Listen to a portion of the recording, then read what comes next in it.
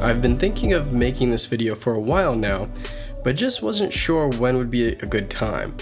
Leaving massive releases such as Red Dead Redemption aside, it would appear Sony has almost completely moved on from the PS4 with their big holiday game of this year, Spider-Man 2, being a PS5 exclusive. And with the 10-year anniversary of the console's launch not too far away and a massive library of quality games, I thought now would be a good time to rank my favorite PS4 titles. Now, how does one come up with the criteria for a list like this? Well, that's something I struggled to determine.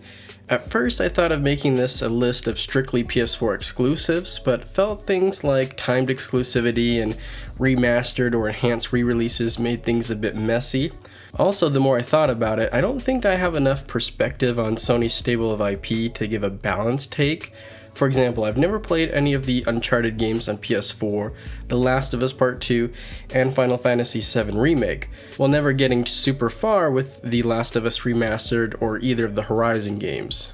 As strong as PlayStation is with first-party titles, when I think of my favorite games on PS4, plenty of those experiences are not exclusive to this particular platform or even this generation.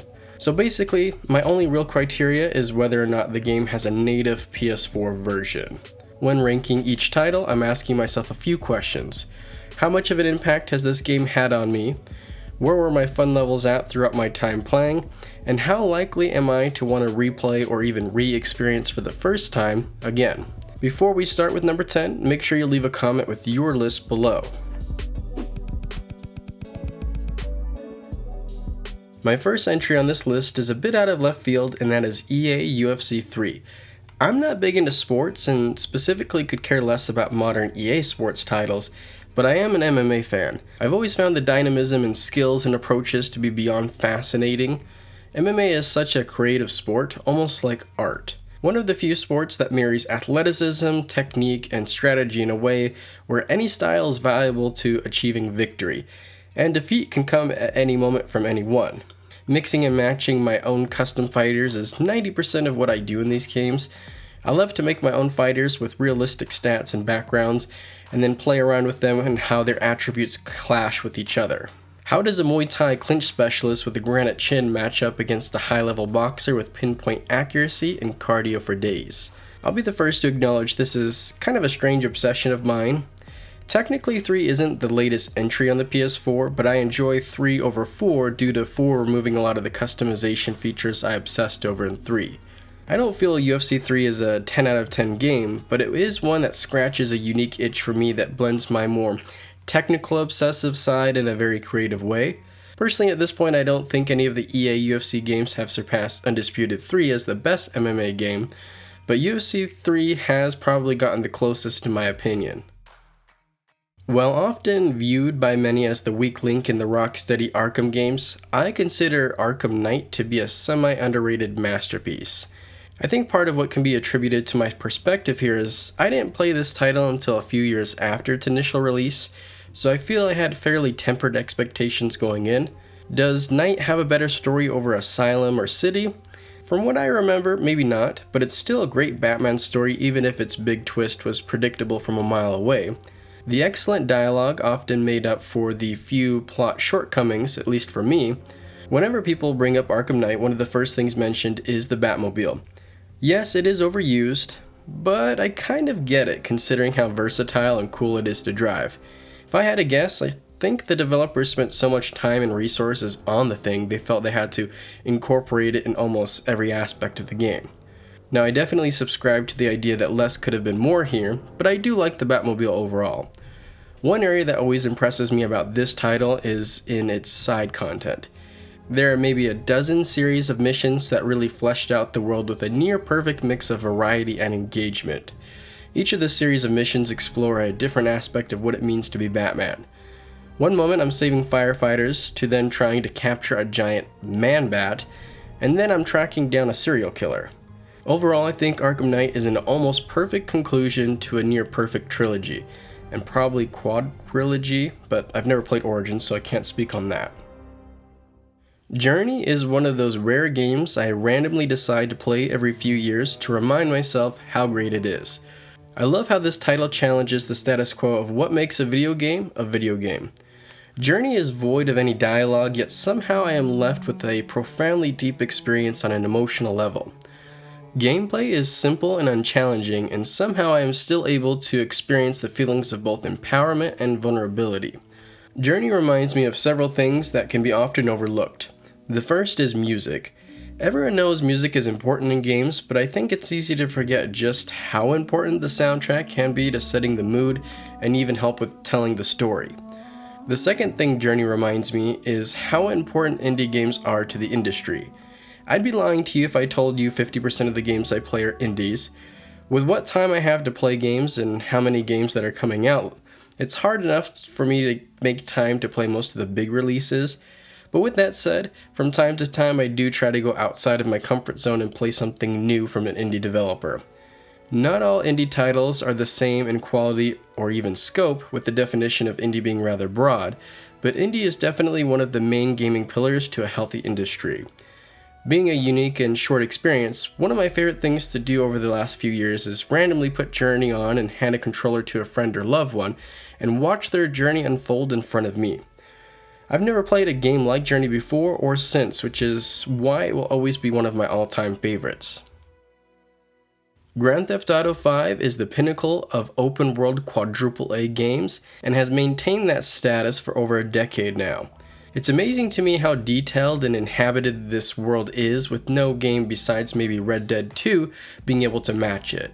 You could argue that other open world games such as The Witcher 3, Skyrim, Tears of the Kingdom, and Elden Ring are better in various other aspects of the open world experience, but none of them match GTA 5 and feeling like a real living, breathing place. For how much I'm singing praise, why isn't this game higher on my list? Well, a couple things.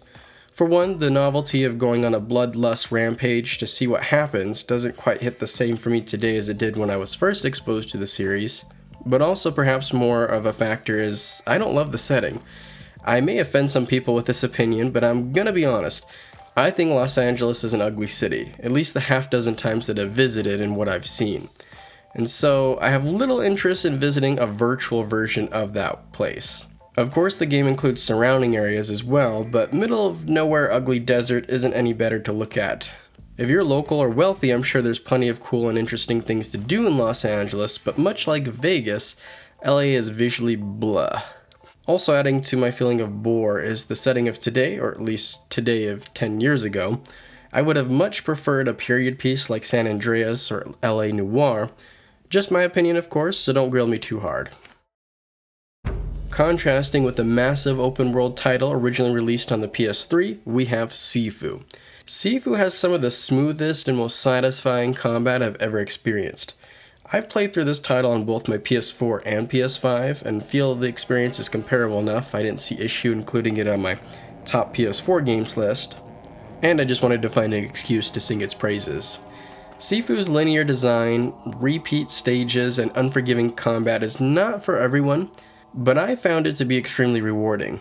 As you can probably tell by the titles featured on this list, I tend to value immersion and exploration more than challenge, but SIFU goes to show that given the right game, I'm more than down to get my butt handed to me. I've never been able to click with Souls games, but the feeling I get when conquering a stage in SIFU is how I imagine many Souls players feel in those games. I definitely died often, but always had this feeling of enjoyment during the process of getting good. Don't get me wrong, I had plenty of moments of frustration where I had to put the controller down for a moment, but I was also having enough fun I often had the urge to pick it back up right after for one more try. Thinking about it, I struggled to pinpoint what specific elements of combat clicked with me the most, but putting in my best attempt, I think it has to do with the thrill of high-risk, high-reward encounters mixed with the bobbing and weaving system. I don't want to win a fight, I want to dominate. Hit without being hit is the name of the game here. What is there to say that hasn't already been said about Elder Scrolls Skyrim? Similar to GTA 5, this game came out a lifetime ago, and we still have to wait years more for the next entry. Also similar, this title was originally associated with the PS3 and 360, but I feel the 8th gen version has definitely been the definitive way to play it on consoles for most of this game's life, especially considering the PS3 version eventually becomes unplayable, so there's that. Like many, I became enthralled by the world of Skyrim and my place within it. Few games today make me feel like the world around me is malleable to my choices. Am I a rebellious Stormcloak or a loyal Imperial? I found the Dark Brotherhood's base. Do I join them or do I slaughter them all? Should I become a werewolf, a vampire, or maybe both? The freedom to play the game how I want makes it one of my favorite games, even with some of its shortcomings. I can power through the at times boring dialogue when I know at the end of it I'll be able to make a choice that matters. And the same can be said for combat as well when playing up a specific role. With that said, even when I do try to mix things up, I still usually just end up blasting enemies with magic and then using a sword with the other hand. One of my few complaints is definitely wanting more out of that combat system, but in a game like this I feel it's excusable.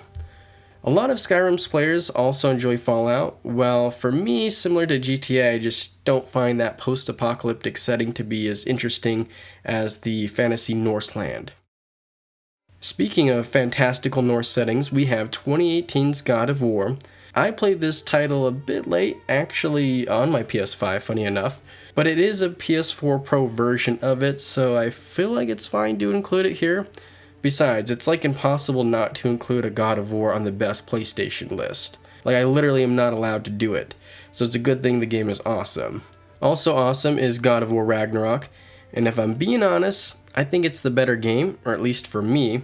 I enjoyed it more, but it does kind of straddle the line between generations enough, and I've never played the PS4 version, so I felt like for this list I wanted to go with 2018. Is that a bit of a cop-out answer? Maybe, but one thing you can't deny and something I've mentioned in my reviews is one thing that makes this duology so special is everything it does very well. This title does not take place in an open world, which I think works out perfectly for this game. This wide linear approach really allowed the developers to do a handful of things to perfection, or at least close to it. If you can make a borderline serial killer father a compassionate and sympathetic father figure in a believable way, you have a great story on your hands. Not void of rage-filled fights, these battles are S tier for me, like borderline Dragon Ball status. And it'd be one thing if only the fighting during cinematics were awesome, but so is the actual combat itself. I love the elegant yet brutal feeling of wrecking dudes in this game, which goes back to doing a few things, but a few things very well. This game would not work if either the story or combat fell short. Was God of War my favorite game released in 2018? No, but I can definitely see why it won Game of the Year due to its excellence. In my top 3, I have Ghost of Tsushima. Reminder, this isn't a list of the best PS4 games ever, but rather my ranking of personal enjoyment, with this entry and the last being a great example. I think God of War is a higher quality title, but I enjoyed my time with Ghost of Tsushima more. Similar to SIFU, I adore the combat here, which I think can greatly be attributed to that high risk, high reward setup. Landing on an enemy only a handful of times, but each of those strikes being demanding on a timing level is quite satisfying. Beyond just combat, Ghost of Tsushima feeds a lifelong fantasy of being a badass samurai. Whether it's the tranquil landscapes around you, the music accompanying your journey, or the brutal combat, I became the digital embodiment of a samurai, and sometimes a Batman-like ninja. Stealth doesn't bring much new to the table, but is still a thrilling alternative to combat. The story is simple yet powerful, seeing Jin struggle to uphold tradition for the sake of his loved ones, while knowing the consequences that accompany that choice left an impact on me.